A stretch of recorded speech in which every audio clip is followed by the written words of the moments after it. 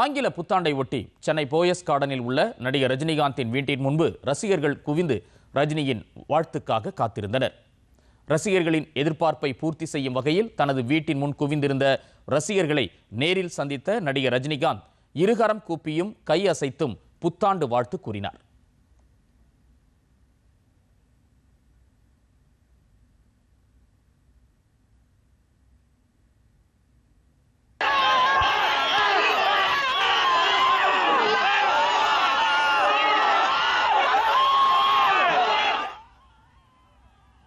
இசையமைப்பாளர் இளையராஜாவும் பாட்டு பாடி புத்தாண்டு வாழ்த்து தெரிவித்துள்ளார்.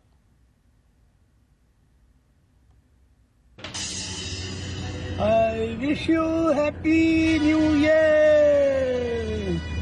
இளமை இதோ இதோ, இனிமை இதோ இதோ, காலேஜ் டீனேஜ் பெண்கள் எல்லோருக்கும் என் மீது கண்கள். இளமை இதோ இதோ, இனிமை இதோ இதோ.